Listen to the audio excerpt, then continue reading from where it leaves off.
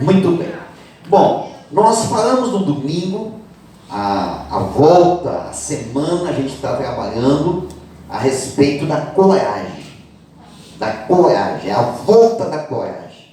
Porque assim, ó, tem certas coisas na nossa vida, e muitas delas, inclusive, às vezes assim, até bastante constante. A gente precisa buscar coragem em tudo que é lugar, para poder enfrentar os desafios, as barreiras, as lutas, as batalhas que a gente encontra no dia a dia, né? E a gente tem um costume, né, de dizer assim, ó, no mundo que nós estamos vivendo hoje. Não é no mundo que nós estamos vivendo hoje, sempre foi assim. Você fica imaginando só os desbravadores do Brasil, por exemplo. Né? Eu estava, esses tempos atrás, né? Eu estava lendo um pouquinho a história da imigração italiana aqui para o Rio Grande do Sul. Como é que aconteceu?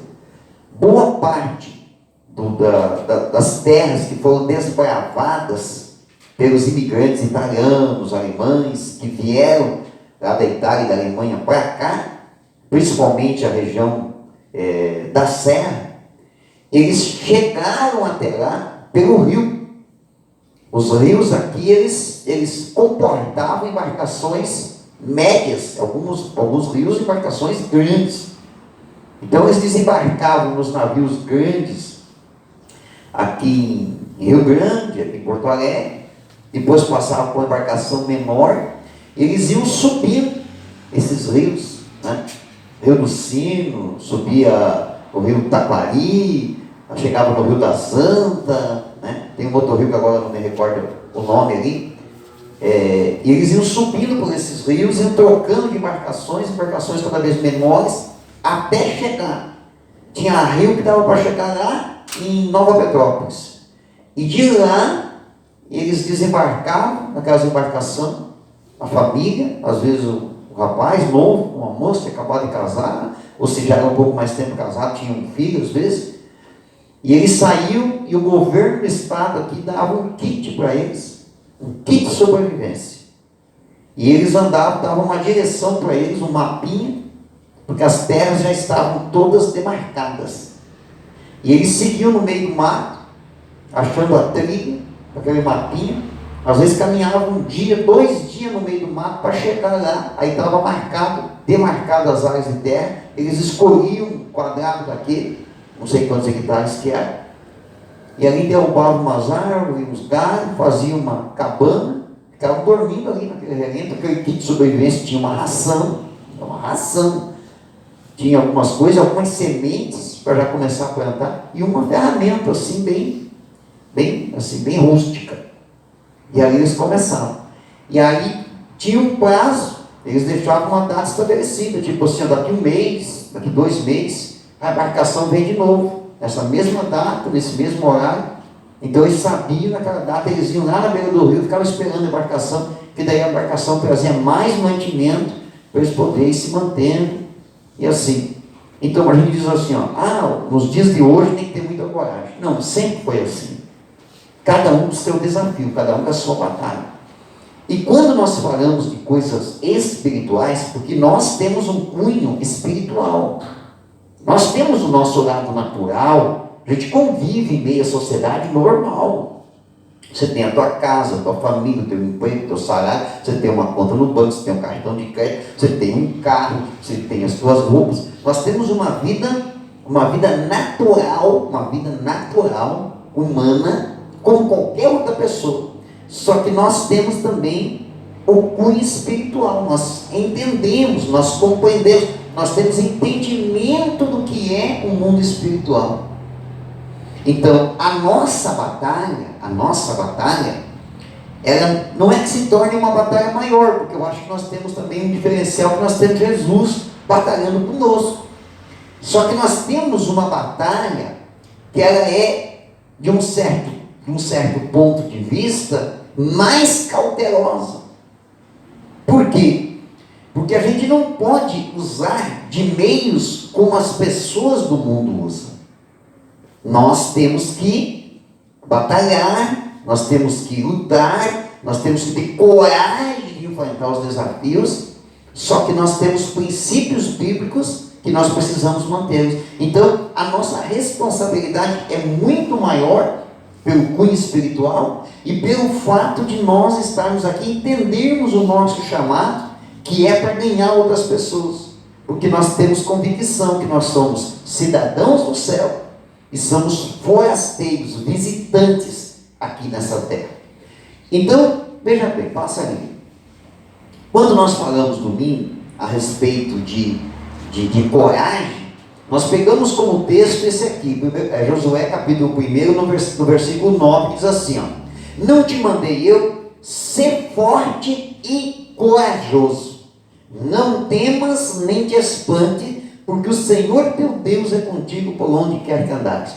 A Bíblia, ela me dá uma garantia, que Deus é comigo, e que Ele vai me guardar por onde eu andar. A Bíblia me dá essa garantia. Mas a Bíblia também me alerta, me orienta, que eu enfrentarei desafios, barreiras, dificuldades, e para poder superar essas barreiras e dificuldades, eu preciso ser o quê? Corajoso. Mas antes de ser corajoso, eu preciso ser forte. Porque é uma questão de ser forte. A gente tem que ser forte. Para ser corajoso, a gente tem que ser forte. Você tem que ser forte. E eu falava com uma pessoa essa semana o seguinte: aquela pessoa que aparenta ser muito forte, ela é muito frágil. E aquela pessoa que representa ser muito frágil, na hora da necessidade, porque ela sempre mostra fragilidade, na hora da necessidade, ela mostra uma força que às vezes a gente não consegue perceber convivendo com essa pessoa. Então isso é importante na nossa vida, nos mantermos fortes e corajosos espiritualmente para enfrentar os desafios desta vida. Amém? Passa o próximo. Bom, nós vamos falar nesta noite, de forma bem objetiva e bem rápida, de 3 coisas que enfraquecem um cristão. Então, como cristão, se eu não for uma pessoa forte e corajosa, irmãos, o diabo ele passa por cima de mim com um rolo compressor. Ele destrói a minha vida, ele arrasa a minha vida. Então eu tenho que ser forte e tenho que ser corajoso, porque eu sei que além das coisas naturais, eu tenho também as coisas espirituais, que eu preciso estar sempre forte e preciso ter coragem para enfrentar. Eu não posso ser negligente com relação às coisas espirituais. Então eu preciso estar sempre fortalecido.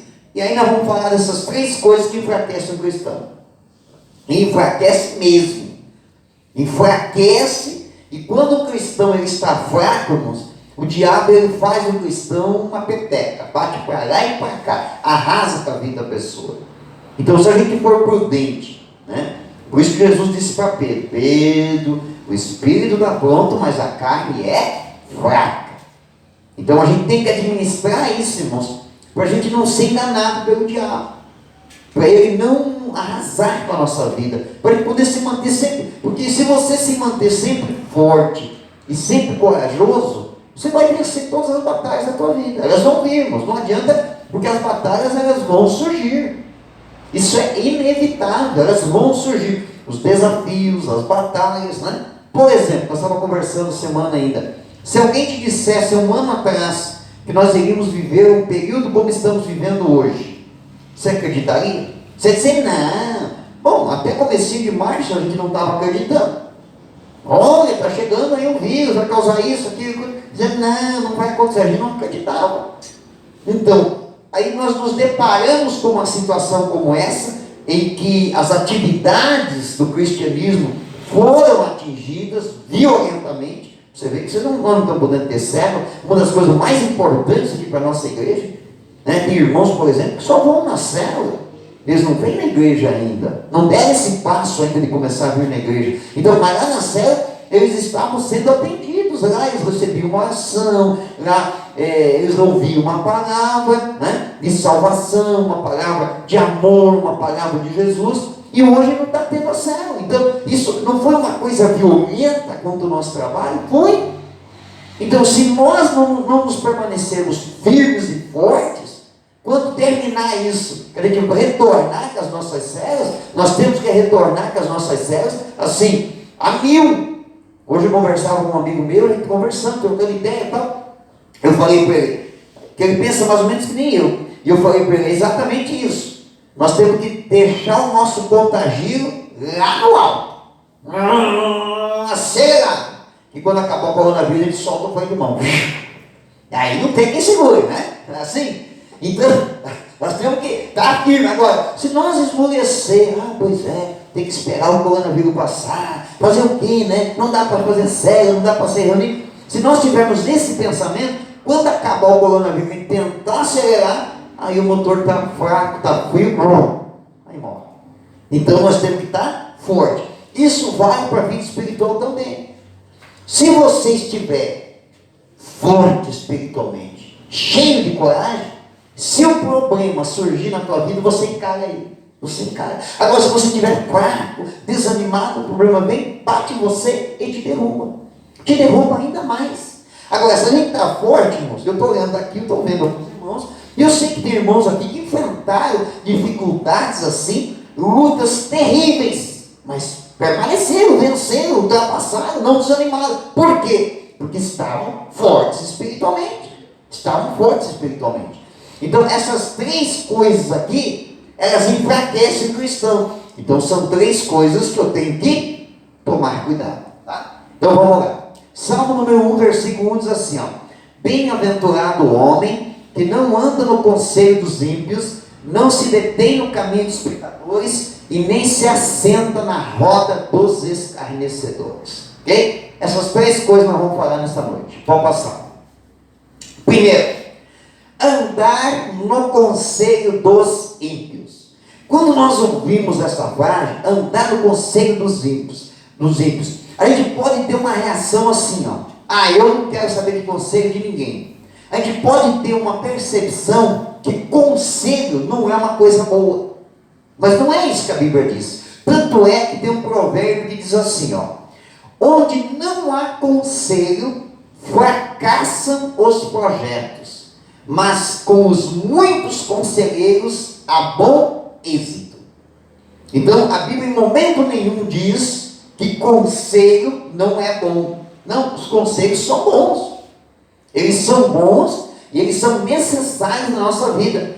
Então nós temos que ter sim pessoas para nos aconselhar, para dar um bom conselho, para dar uma orientação, para dar uma instrução. A gente jamais deve subestimar as pessoas que têm uma certa experiência, porque aquela pessoa que tem uma certa experiência, talvez ela já passou por aquilo que estejamos passando hoje.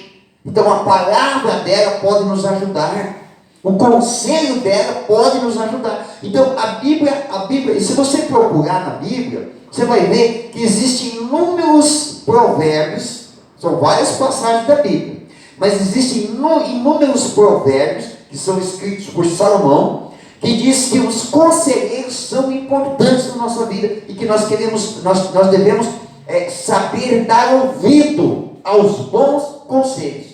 Agora, no Salmo número 1 diz o quê? Que é para não andar no conselho dos ímpios. É esse tipo de conselheiro que não serve para nós. O que é uma pessoa ímpia? Ímpio significa desumano, desnaturado, insensível. É aquela pessoa que não tem piedade, que age cruelmente. É um indivíduo ímpio é uma pessoa indiferente, intolerável e que pratica barbaridades. Pessoa que tortura é um ímpio. O ímpio também, no contexto cristão, no contexto bíblico e cristão, o ímpio significa uma pessoa herege, uma pessoa incrédula, aquela pessoa que não tem fé. É também um indivíduo que possui valores contrários aos estabelecidos pelo senso comum, principalmente cristão. Ou ainda aquele que ofende a moral e a justiça. É uma pessoa que age com libertinagem e que abusa da liberdade. Você vê que o significado, a explicação do que é o ímpio, ela é bastante extensa. Então isso é um sinal que a gente tem que prestar muita atenção. O que a Bíblia diz, o que a língua portuguesa traduz como sendo uma pessoa ímpia. Essa pessoa, nós não devemos andar no conselho do ímpio. Porque o conselho dele pode ser um conselho ruim. Pode ser um conselho fora dos padrões da moral, da justiça e bíblico. Então, irmãos, o que eu tenho que fazer, irmãos, para mim não ser afetado com relação à minha força espiritual, ao meu fortalecimento espiritual? Eu tenho que tomar cuidado. Quem é a pessoa que vai me aconselhar? É o conselho de quem que eu estou seguindo? É isso que eu tenho que ficar atento, irmãos. Não quer dizer que eu não devo buscar conselho em ninguém. Não, ao contrário, eu tenho que buscar conselho. Mas eu tenho que buscar conselho da pessoa certa, daquela pessoa coerente, daquela pessoa temente a Deus. O ideal mesmo é alguém, aquela pessoa que tenha realmente um bom relacionamento com Deus. Um bom testemunho de cristão, né? Porque às vezes a pessoa até diz que é crente, né, irmãos? Mas é aquele crente assim, não é aquele crente comprometido com o evangelho de verdade. É aquele crente cheio de concessão, né? Ele é crente na igreja, mas tem algumas coisas que ele não concorda, que ele bate conta, né? Tem algumas coisas que ele tem o próprio conceito dele. Não, tem que ser aquela pessoa, irmãos, aquela pessoa coerente, que dá um bom testemunho, que segue a Bíblia de verdade. Nem é uma questão de seguir doutrina de uma religião, é seguir a Bíblia, é ter a Bíblia como padrão. Essa é a pessoa que deve ser o nosso conselheiro. Aquela pessoa equilibrada, que tem uma vida equilibrada, aquela pessoa sensata naquilo que fala. Isso é importante. Quando a gente começa a prestar atenção e ouvir as pessoas, a gente começa a identificar aquelas pessoas que realmente são boas para nos dar um bom conselho no momento que nós precisarmos. Amém? Então a Bíblia me orienta. Para mim não enfraquecer espiritualmente, eu não devo andar no conselho de ímpio. Jamais andar no conselho de ímpio. Ok? Vamos lá. Número 2. Segunda coisa. Não se deter no caminho dos pecadores. Marcos capítulo 7, versículo 13 e 14, assim, ó. Entrai pela porta estreita. Por quê? Larga é a porta e espaçoso o caminho que conduz para a perdição. E são muitos os que entram por ela. Porque estreita é a porta e apertado o caminho que conduz para a vida. E são poucos os que acertam com ela. Amém? Olha só, irmãos. O caminho da salvação, o caminho de Cristo é um caminho estreito. Ele não é um caminho largo. Ele é um caminho estreito. O que significa ser um caminho estreito, irmãos? Significa que eu preciso fazer um ajuste na minha vida para poder andar por esse caminho. Eu não posso simplesmente pegar a minha vida do jeito que está, sem tirar nada dela, e querer seguir esse caminho. Não. Eu preciso tirar coisas que não fazem parte da minha vida, que não condiz com as coisas de Deus. Então o caminho de Cristo é um caminho estreito, não é um caminho largo. Ele é um caminho, em alguns momentos, não que seja um caminho difícil, mas ele é um caminho que requer de nós esforço para continuar andando nele. Não é aquele caminho que é tudo muito fácil. Não. Ele requer da nossa vida algumas renúncias, o comprometimento com Deus. Ele requer isso de nós. Requer um comprometimento da nossa parte. Por isso que ele é um caminho estreito. Ele não é um caminho para qualquer pessoa. Tanto é que você pode ver que tem gente que às vezes vem para a igreja, no começo aquela empolgação, não me põe, então, né? Aquela empolgação. Dá aquela sensação, aquela impressão, que aquela pessoa, não é, oi, agora ela vem para ficar. Não, ela não fica. Por que ela não fica, irmãos? Porque quando começa o momento dela trilhar o caminho estreito e fazer as renúncias necessárias, ela não consegue fazer. Ela não consegue, por quê? Porque ela não quer mudar de vida, ela quer continuar no mesmo estilo de vida que ela tinha. Você pode ver, irmãos, que a gente até diz assim, ó, a igreja não exige nada. E de fato nós não exigimos. Mas a presença de Deus na nossa vida, ela nos conduz a fazermos algumas renúncias e ter uma mudança de vida. E aí tem gente que não consegue. Porque o caminho é estreito realmente. Ele é um caminho de renúncia, de entrega. Muitas coisas a gente vai ter que deixar para trás. Então, olha que a Bíblia diz assim, ó, não se detenha no caminho dos pecadores. Por que se deter no caminho dos pecadores, irmãos? Porque nós continuamos aqui na terra. Eu aceitei Jesus, eu tenho certeza da minha salvação, eu sei que eu sou um cidadão do céu, mas eu continuo habitando na terra. E habitando na terra, eu vou cruzar com muitos pecadores. Eu até botei uma imagem ali que é um cruzamento de veículos, né? É um cruzamento ali bagunçado, difícil de passar. A vida é assim mesmo. Às vezes é um cruzamento difícil. Agora veja bem, ó, por isso que a Bíblia diz, não se deter no caminho dos pecadores. Se eu cruzar por um pecador e eu me deter no caminho dele, e eu começar a observar, eu vou ver que o caminho que ele anda é um caminho mais largo, mais fácil. E eu posso ser tentado a deixar a minha caminhada de cristã, a minha caminhada na presença de Deus, das renúncias que eu fiz, e eu sou tentado a andar do jeito dele. É por isso que tem muito crente, irmãos, que é mau testemunho. Crente que bebe, crente que joga, crente que se prostitui, crente que mente, crente que compra e não paga. Está cheio de crente mau testemunho, irmãos. Crente que fala palavrão, né? Um dia eu fui num jogo de futebol, estamos jogando futebol lá, tal. Daqui a pouco deu um lance lá, o irmãozinho que tocava no altar da igreja, falou um palavrão. Para mim aquilo foi uma coisa horrível, porque não é o meu dia a dia.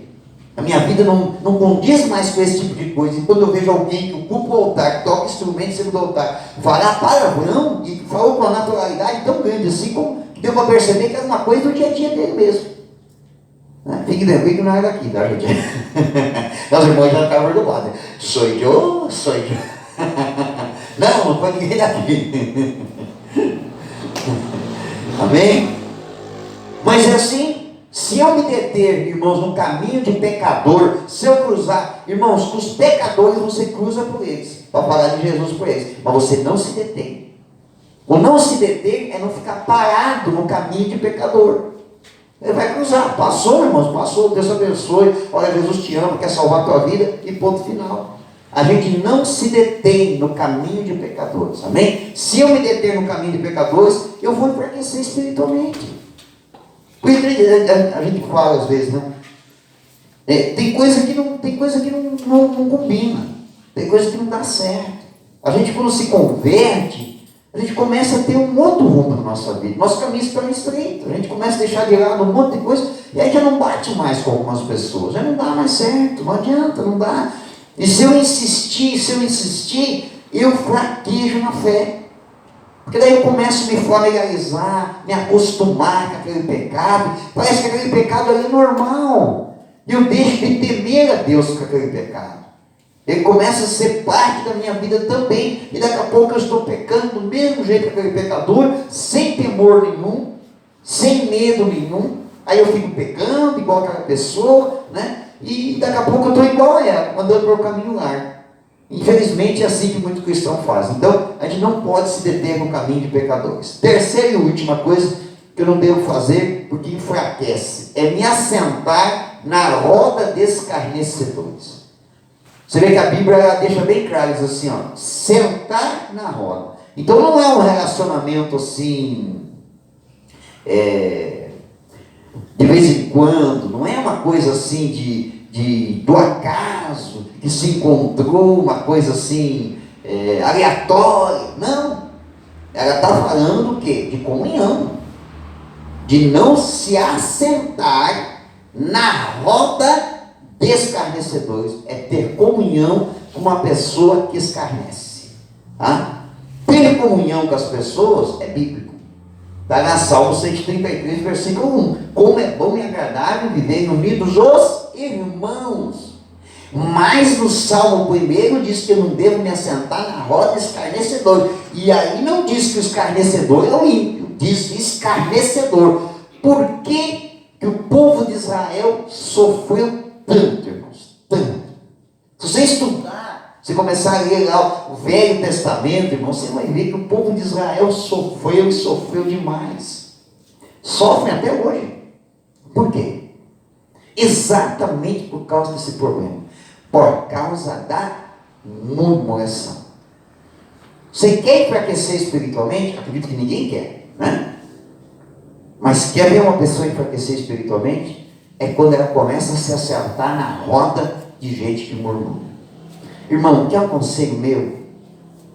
Corre, mas corre a 120 por hora. Mas fique longe, mas fique a quilômetros de distância do murmurador, do reclamão. Né? Quando fala escarnecedor aqui, está englobando tudo. Aquele que murmura do pastor, da igreja, do irmão, do líder, murmura do tempo, murmura de Deus, daquele que zomba da igreja tal, do estilo de vida daquele crente, daquele que faz piada com tudo que é sagrado, né? Tudo que é coisa que fala para ele sempre tem uma piada para denigrir. Não é piada da brincadeira, tá, irmãos?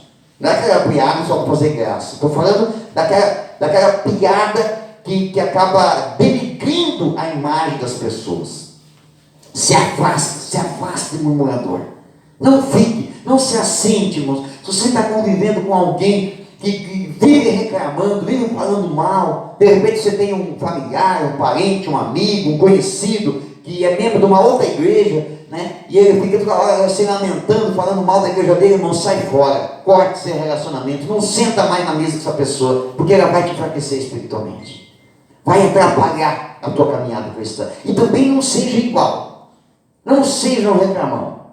Porque tudo não está bom, porque nada presta, porque eu não sei porque fizeram desse jeito, se fosse eu faria de outra forma. Irmãos, nem tudo a gente entende por que faz daquele jeito. Mas quem está fazendo sabe o que está fazendo. Por que estão fazendo? Não sei. Mas sabe por que está fazendo. Se não sabe por que estão fazendo, um dia vai entrar alguém lá que vai saber e vai fazer certo. Mas se não sou eu, por que eu vou ficar reclamando? Reclamando por que é feito assim? Principalmente se é algo relacionado com o reino de Deus, com as coisas de Deus. Nós não podemos reclamar e murmurar. A murmuração só prejudica uma pessoa. Quem fala e quem ouve. Só essas pessoas são prejudicadas.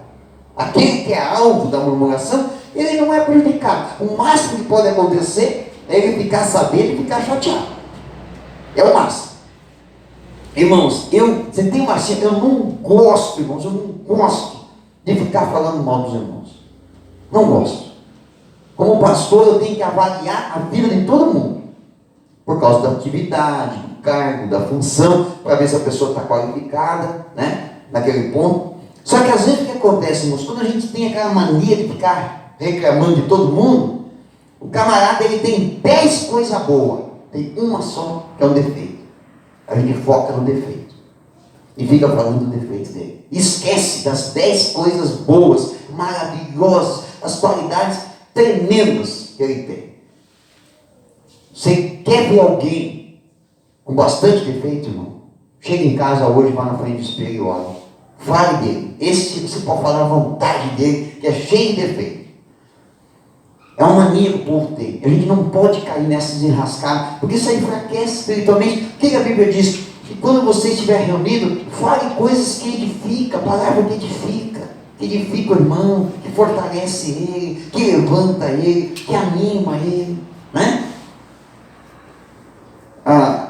Eu lembro da história deixa eu ver se eu consigo lembrar direito como é que é a história.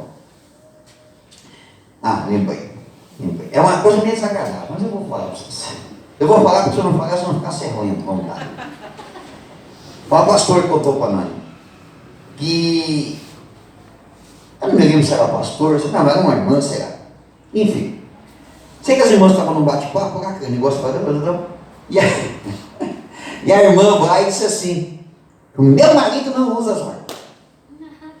Ele não usa, não tem jeito. Ele não gosta de usar as ordens. Hã? O pastor que falou? E aí a pastora que ouviu, né? Cada vez que ela via o irmão, ela pensava, meu Deus, ele não usa as ordens. Ela ficou encucada com aquela história. Cada vez que ela olhava para o homem, a primeira coisa que vinha na cabeça é que ele não usava as ordens. E quando a mente dele, aquele negócio. Né? Foi ela que contou para nós. Não, foi num congresso de mulheres. É verdade. Foi o pastor que pregou, né? O pastor que pregou e contou essa história que aconteceu. Sobre a questão da pessoa ficar denegrindo a imagem ou falando. Exatamente. Leva a pessoa a pecar. Exatamente. É que nem quando você fala de alguém e diz assim, mas o irmão come, né? Aquele irmão come a imagem dele. Se ele vai comer na tua casa, a primeira coisa que você olha para ele, você lembra. Sabe que vai comer demais? Já fica cuidando. Não, você vai fazer comida para ele, você já faz bastantão. Não me lembro onde foi. Uma vez eu fui almoçar ou jantar na casa de alguém, e a pessoa disse assim, ai pastor, nós já fizemos bastante comida, porque de certo o senhor come bastante. Eu fiquei olhando, não me lembro o que foi isso, mas aconteceu isso. Aconteceu uma vez, né? É o problema de falar mal dos outros, né? Você deixa, vocês estão entendendo, irmãos? Quem sabe aquele homem tinha 1000 qualidades, mas tinha um defeito, não usava as ordens. Para a pastora, ela nunca mais enxergou as qualidades dele, só lembrava que ele não usava as ordens. Só isso, mais nada, né? É isso que a murmuração faz, irmãos. É isso que a murmuração faz, né? Ver uma pessoa da forma errada. É que nem os irmãos têm aquela mania na igreja de querer corrigir o filho. Diz assim, olha, fala com o pastor. A criança cresce dentro da igreja, tá com o pastor. Por isso tem criança que o pastor vai orar, vem cá, vou orar, vai botar a mão e não quer que o pastor ore, né? Porque a imagem que está sendo passada para ela é o quê? Cuidado com o pastor, né? Aqui, graças a Deus, não tem esse problema, é a pastora. Todo mundo diz, pastora. Todo mundo tem medo dela, não de mim, né? Pastor, tem problema. Pastor deixa. Tá? Mas então, o que a Bíblia está me dizendo? Se eu não quero enfraquecer espiritualmente, irmãos, eu não posso me assentar, ter comunhão com escarnecedor, com murmurador, com pessoas que ficam enxergando defeito, problema na vida de todo mundo. Todo mundo tem, irmãos. Todo mundo tem. Todo mundo tem, toda igreja tem, todo pastor tem. Me lembro que uma vez veio um camarada para cá, e aí ele chegou e para mim e disse, não pastor, eu estou querendo vir conversar com vocês aqui. Quando vem com esses papos assim, eu já fico, eu não fico com o pé atrás, eu fico com os dois pés atrás. O camarada veio com essa conversa para o meu lado, eu falei assim, não vai dar certo esse negócio. Eu falei, pois é, irmão, irmão, quero vir para cá, Sabe por quê, pastor? É porque assim, é que lá na igreja que eu estou indo, lá tem muita coisa errada, eu não gosto de coisa errada. Eu falei, irmão, estou para dizer para o senhor que aqui tem bem mais coisa errada que lá. Falei bem assim para ele, ele até ficou meio assustado. Falei, aqui também tem um monte de problema. Por quê? Porque quem consegue enxergar só as coisas erradas, só vai enxergar coisas erradas. Pegou os dois homens que estavam viajando.